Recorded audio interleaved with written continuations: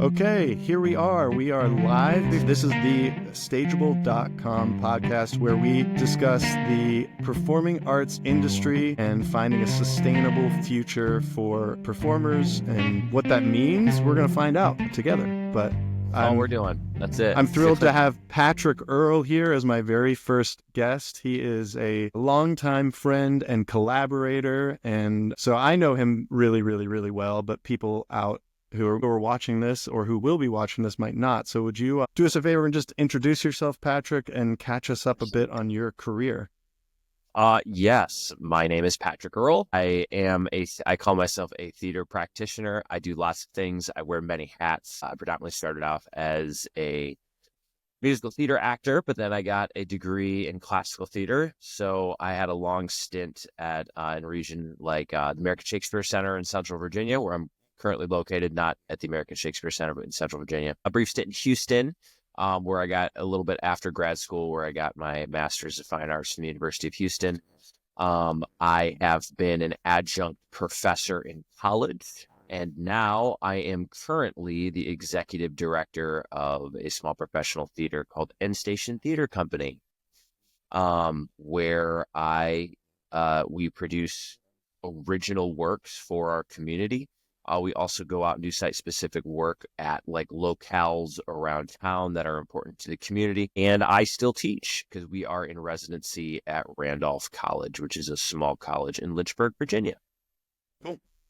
Cool. And tell me a bit more about Endstation. You said your community, that's the Lynchburg community? It is. It's the Lynchburg community. We say that we are a professional theater of Central Virginia because Lynchburg is one of those, I forgot the ranking, like medium small towns in America, but we are about 80,000 strong here in Lynchburg. So we're not small, but we also have a number of colleges. So it's a very much college town, but we serve Amherst. We can even stretch as far as Appomattox, Bedford County, Campbell County. And what we see as our mission is to keep kind of a theatrical biography of the region. So when we commission plays through our Playwrights Initiative, we tell stories from My Brother's Knife, which is about a Revolutionary War story, to The Tea Room, the musical, which is about a diner called the Texas Inn downtown. Cool. And then this upcoming summer, we have the world premiere of we call Whirlwind. And that's about Dr. Robert Walter Whirlwind Johnson. He was the first Black practitioner of medicine at Lynchburg General. But not only that, but he worked to integrate the world of tennis back in the 60s. In fact, he would host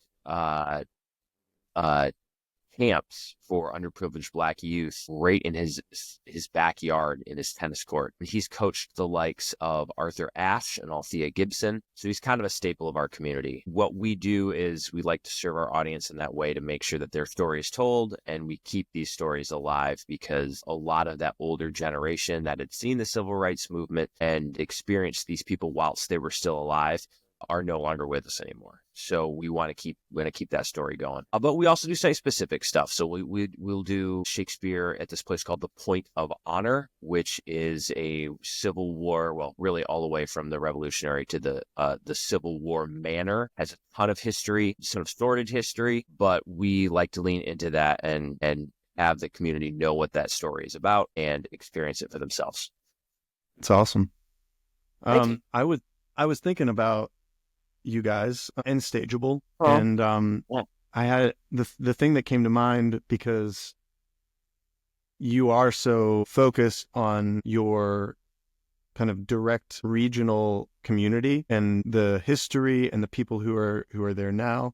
But I was thinking about how the more that Endstation does play around with digital offerings, your target market could turn from, the people who are in and around Lynchburg and who care about that community to also everyone who has kind of passed through and experienced, which I'm guessing is a lot of people because you have universities there and, people who may have lived there for a time and then moved on, but there's a lot of rich history. And so people who may have experienced Lynchburg and loved Lynchburg and want to continue to remain connected to Lynchburg, but who may have moved on for all kinds of different reasons.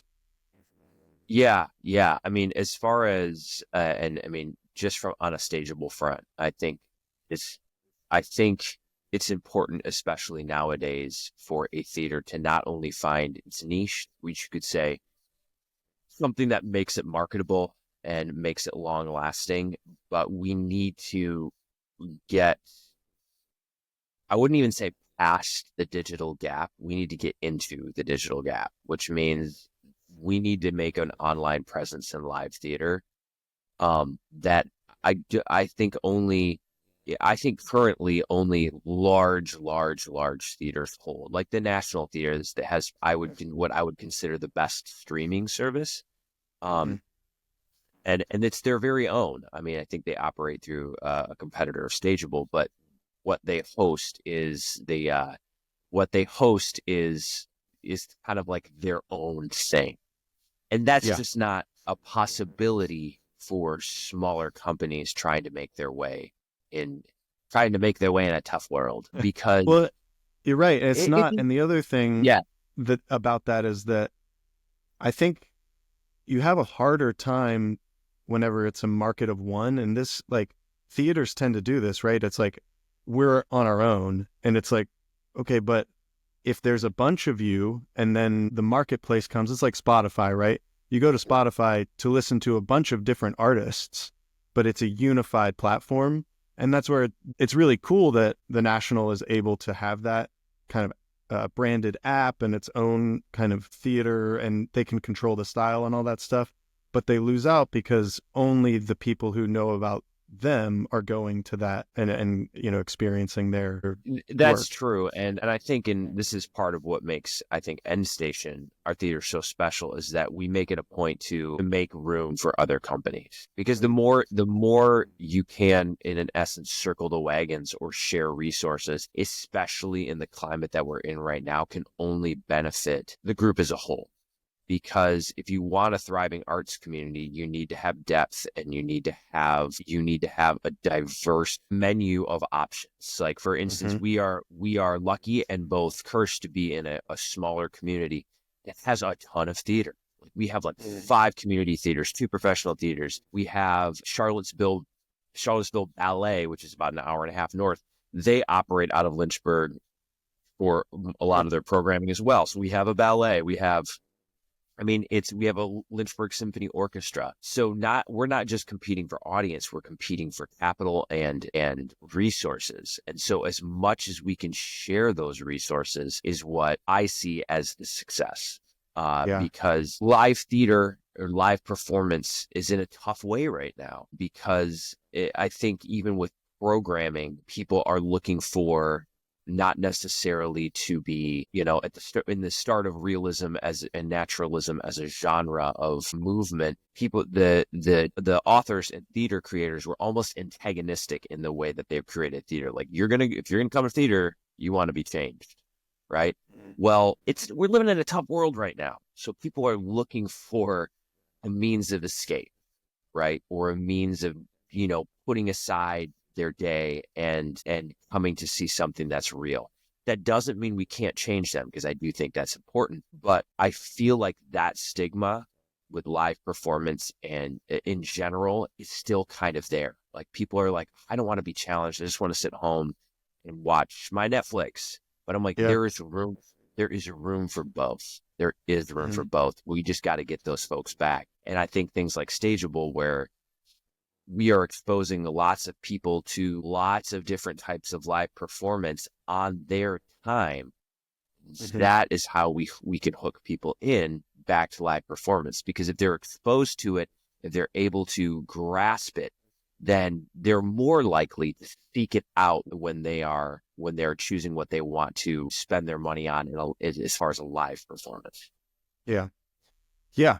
Yeah. I hear that. I think that I used to imagine it being more like TV in the sense of like it was, you know, you could always tune in and there would be a live performance. Like when I lost my light. Let me just swap this out really quick. We're live, y'all. Live theater, We're live. live performance. That's what we lost much about when we were Yep. live. Is that things happen. But I got backups. Backups on backups. See, that's a theater practitioner right there, y'all. The understudy light is going in. There we go. See, this is what's so exciting about live, right? There it is. I love it. So anyway, I imagined it as, you know, a TV or a window to the theater, right? And anytime that you wanted to tune in, you could. But I think it's actually even cooler to imagine the live streams as these like very special events. You know, like we're bringing this thing to you, and it, you know, we're going to live stream 4 times a year, you know, or 2 times a year, even in the beginning. But it means that an audience can engage wherever they are. And then the thing that has always frustrated me as an artist is, you know, live performance is so ethereal, and it happens and then it's gone. And like, I played Mr. Macbeth in Arkansas, and like none of the people that I love were able to travel out and see my performance of, and so it's just gone to most people, and it lives in the memory of some Arkansasians, but not you. You weren't able to be there, and I wasn't able to see it. Yeah, Yep. no, So when I you agree. do a digital offering and you have the live stream, then you have a record, a beautiful record of what occurred on that night, and you're able to then, you know, not only look back on it, but reuse it and break it up. And I think that's really cool and exciting. And I think you hit the nail on the head there, is that if we are, and it's not even just about like getting the proverbial butts in seats or butts on their couch in that instance, but it's also about accessibility and theater. And we try our hardest at Endstation to make things affordable. Like we apply for grants, so we do at least 3 or 4 free performances for the public. But there's only so low that ticket price can go. Yeah. And if there is, and so that means that some folks who aren't able to are going to miss out. So if our ability to expose them to at least a sliver of it, even if it's a live stream online platform that's of quality, that once again is going to make things more accessible to them. And not only that, it's going to give them the opportunity to experience it in a way that will maybe even eventually down the road actually get them into a theater. And that is exciting. And that is exciting. And not to mention, like, how many grandparents you know, or even parents at this point, that want to go see something, but they can't afford a plane ticket to go and you know, see their kid or grandchild in a show.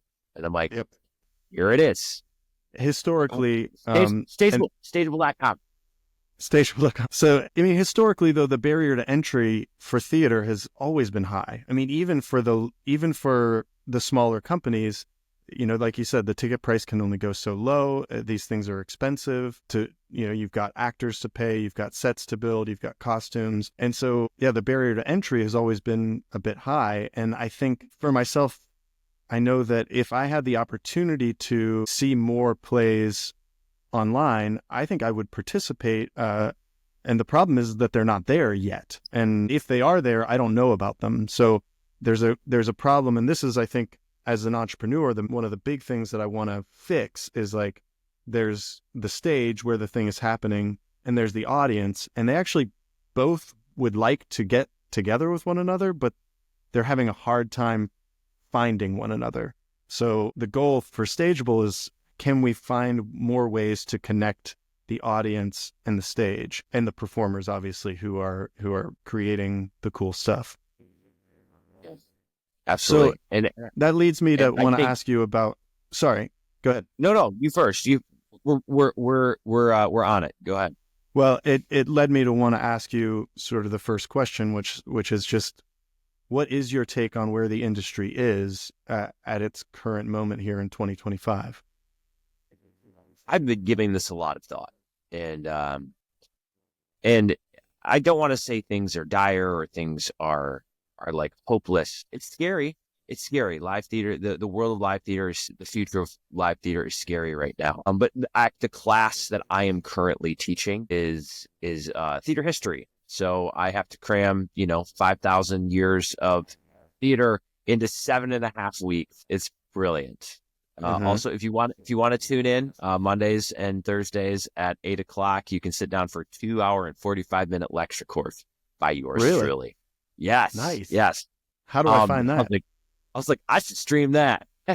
Yeah. No, no, I don't think I want that up in on the Well, interwebs. But I imagine teaching I that gives you some perspective. it does, and I only bring that up because I don't necessarily think that it's the industry. I think there are problems in the industry, business models in the industry, both for profit and nonprofit, that need to get better for us to, keep soldiering on in live theater. But history is cyclical. And Mm-hmm. I think the state of this, even the content of theater, has always been a direct reflection of what is going on in society. It's a Mm-hmm. comment on it, really. So the three things that they need to survive is a theater to flourish, not survive. Theater will always, it's like a cockroach. You can't keep it down. It'll always be Yeah. there, right? Is a well-established society, meaning like it's not just rural, it's like a city, a metropolitan area, a group of common people together, which we got in spades, right? We also need a community or country or region that is affluent, but I mean affluent enough to spend their disposable income on things that they don't Mm-hmm. necessarily need to survive. And Yes. the third thing is whether it's a government or a patron, you need folks that are willing to support it. Like, and I don't mean Mm-hmm. support it, but pay for it. Essentially, you need folks, a rich benefactor or an organization to essentially subsidize theater. And that's what people think, like, hey, there's a golden era and it's making a lot of money. I'm like, people have always had to pay for theater. It's never really been a huge money maker. I mean, you could argue that Shakespeare made a ton of money, but who are his patrons, right? Mm-hmm. They're Lord Chamberlain's men, the king's men. I'm like, these folks were subsidizing what they were going to do. I think we're in a world today where, number one, folks are worried about their bottom line month to month. Like, okay, I might not, and this is the average Joe patron that's going to come and walk through the doors, Mm-hmm. right? We have that giant, metropolitan group area. But the problem with that one is everyone's focus is split. Like, you have streaming services, you have sports, you have cable television, you have Instagram, you have a ton of distractions back. Whereas you could flash back to theater and like theater was it. That's all you got. Like, right, Right. if you want to go see entertainment, you go listen to music, you go to church, or you could go see live theater.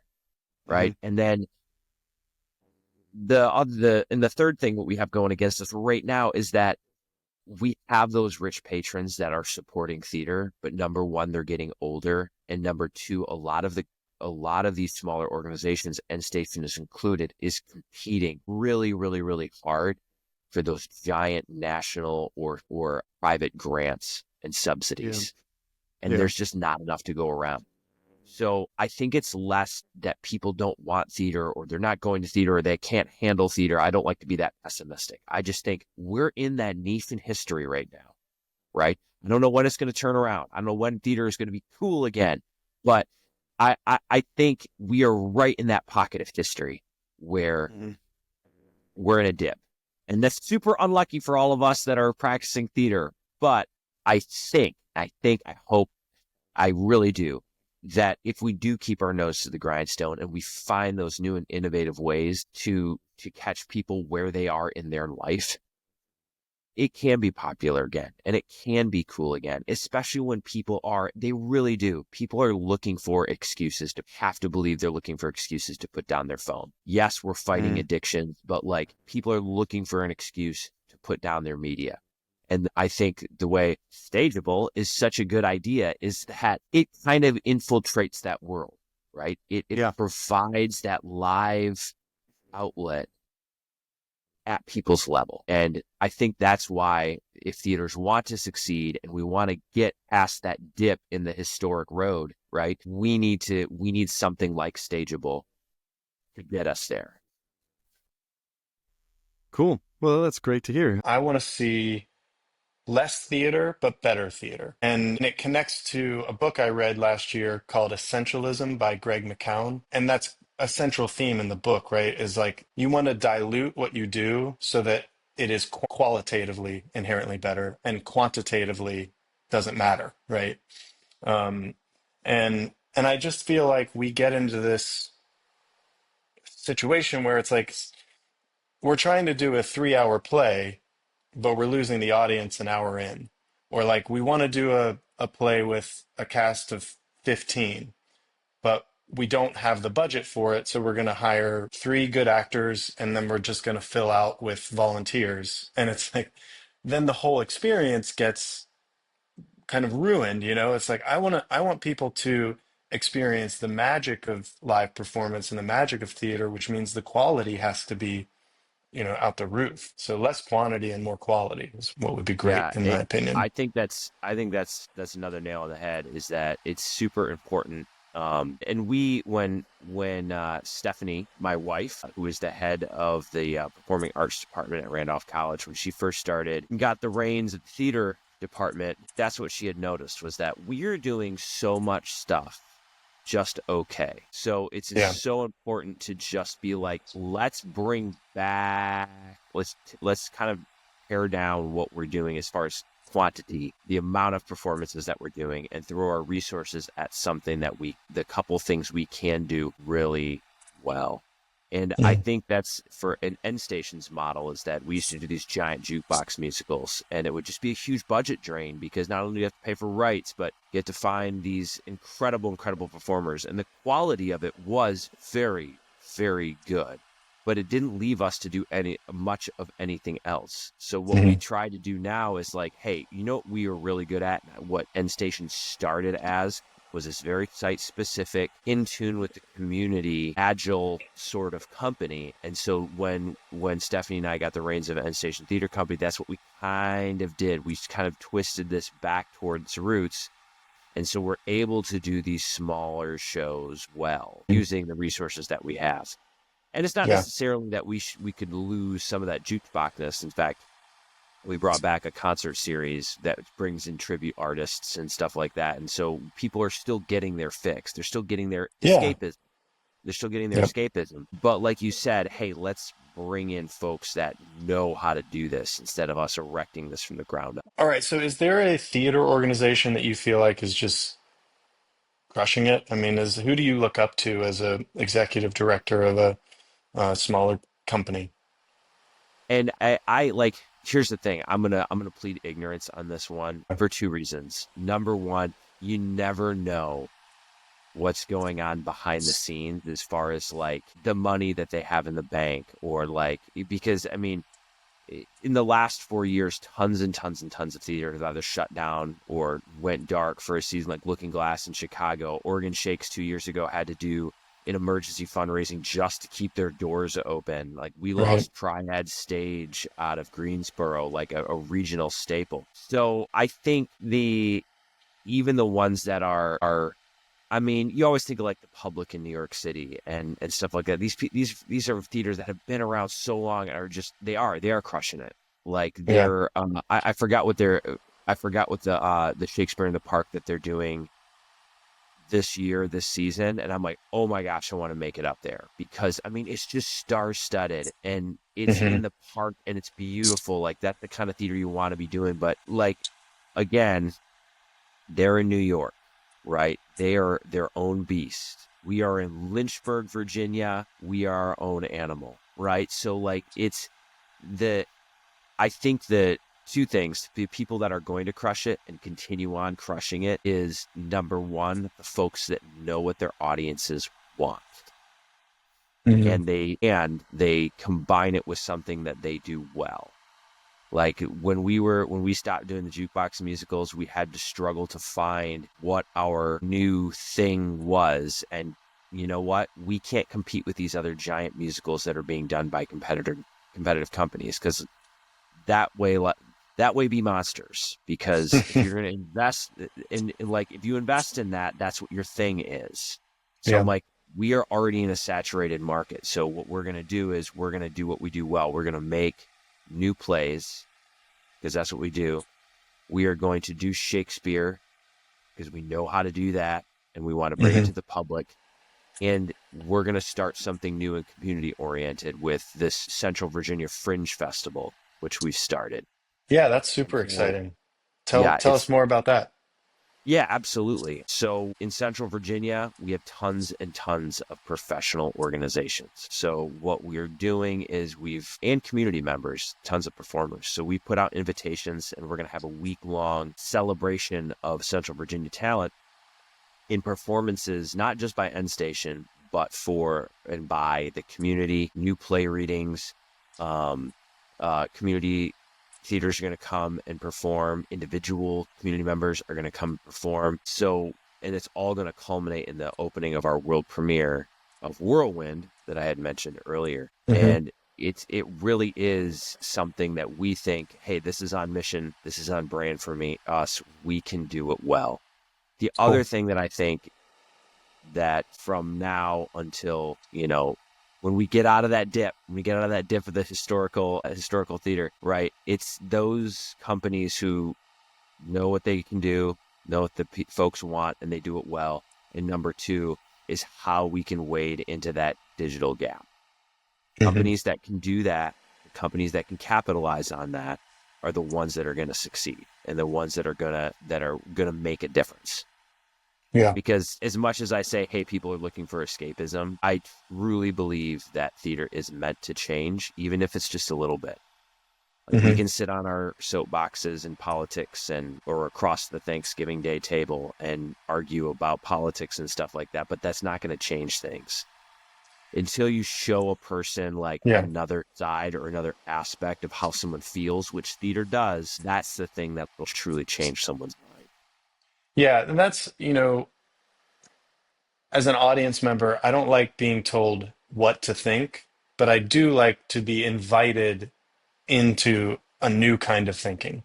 I like when theater asks a question of me as the audience or challenges an assumption, but I do feel like we run into a lot of theater that's, preaching.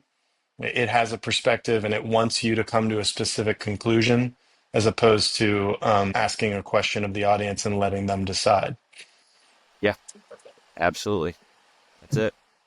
And I don't think people like that. I mean, I think it's pretty unusual to find even in like a religious, I'm thinking about preaching, right? It's like that's what you're doing. You're preaching to the audience of like here's how it should be.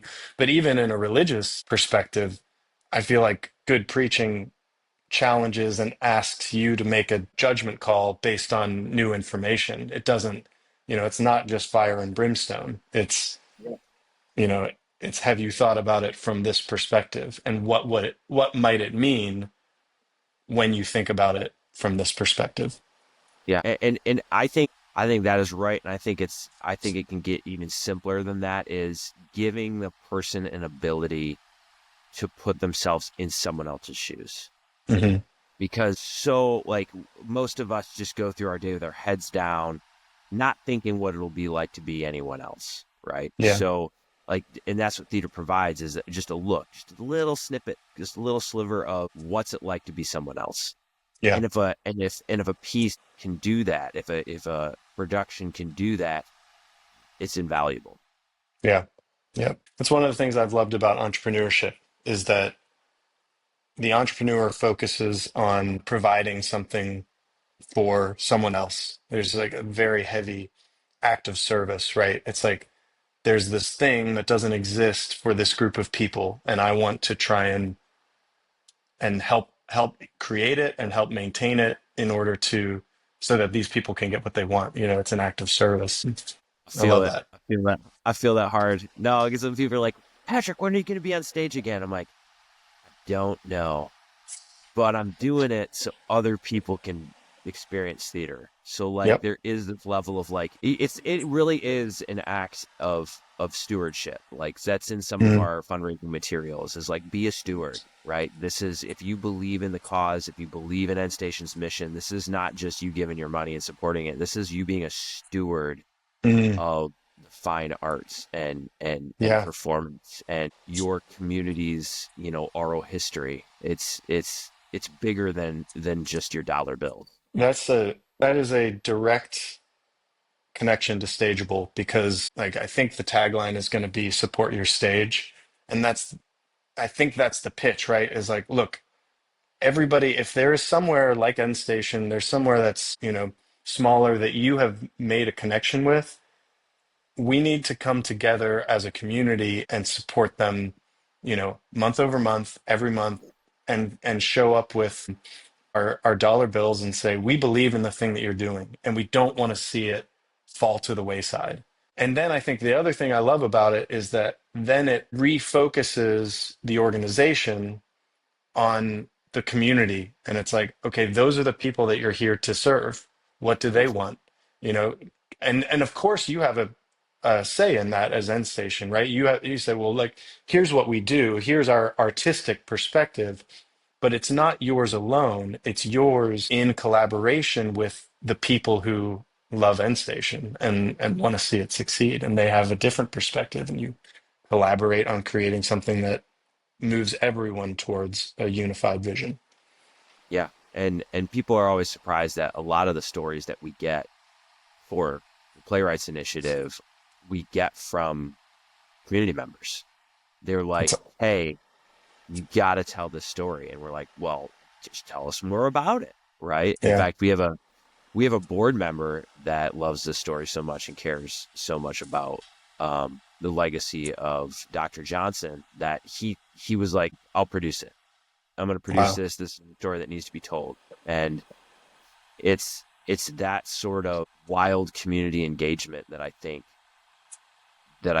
needs to happen and should happen in smaller theaters. Like, I think there is something important about, and I mean, that's what makes community theater so important. It gives folks an avenue to practice an art that they don't have a chance to.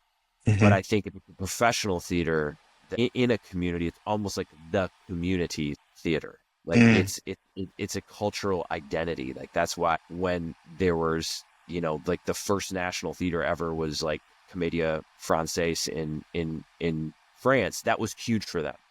And it was purposeful. It was a purposeful choice by the monarch at the time saying, hey, this is our theater and it's going to create our cultural heritage. And it's super, super important. So all of you theaters, you are now one theater and you're going to make this happen. Right. And I feel like little communities like Lynchburg and even little town players down in Bedford, shout out, they are their community theater. And it's like you said, it's an obligation, it's a stewardship, it's the organization's responsibility to tell that community story. Right. Awesome. Well, Patrick, thank you so much for being the guinea pig guest of the new Love it. Stageable podcast. It's always a pleasure when our faces get to see one another. I know. I miss you too, bud. All right.